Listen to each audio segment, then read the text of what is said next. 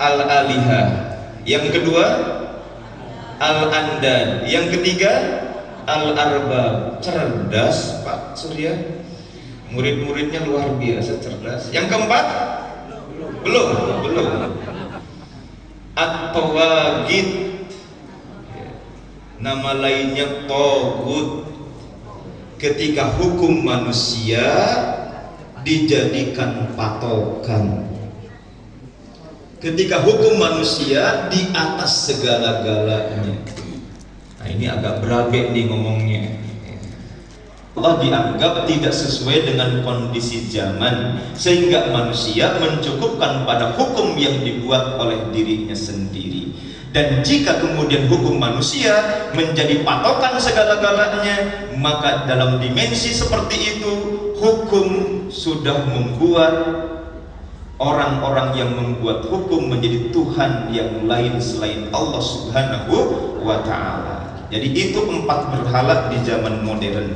Maka meneladani Ibrahim dari kalimat walam yakum minal musyrikin, jaga akidah Bapak dan Ibu, pelihara nilai keimanan, apalagi di zaman di mana pluralisme dan relativisme itu semakin kuat, membuat sebagian dari bangsa kita karena pluralisme itu akhirnya menganggap agama kita tak ubah dengan agama yang lain, sehingga ketika ada orang yang murtad sekalipun istilahnya bukan lagi murtad tetapi konversi agama.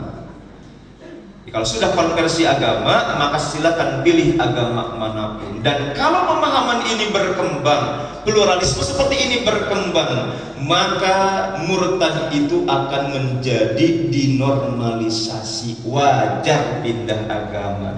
Ini bagaimana kemudian bisa kita coba hentikan?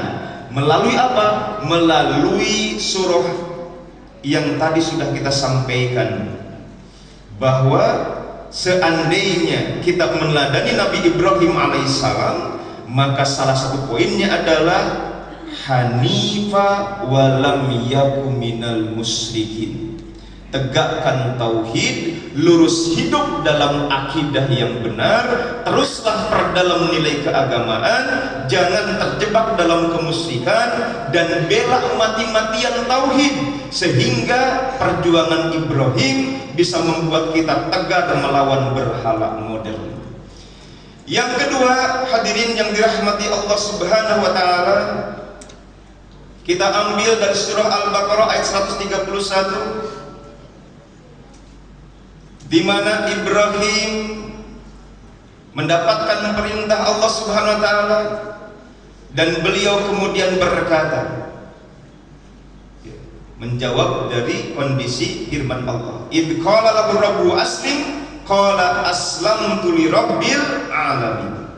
Ketika Tuhannya berkata tunduklah, qala aslamtu li rabbil alamin, aku tunduk kepada Rabb pencipta alam semesta.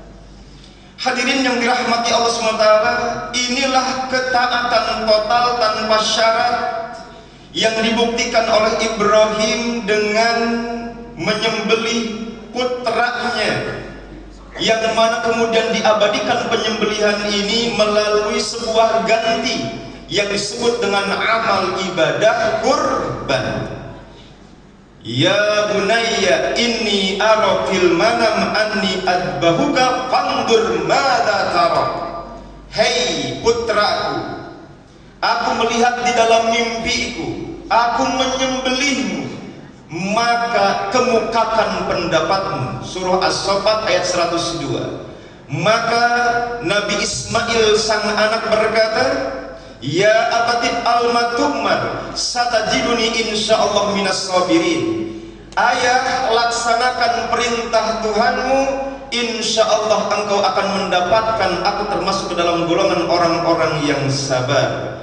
Disebutkan oleh Al-Qurtubi, hadza ghayatul ibtila wal ihtibar fi ta'ah.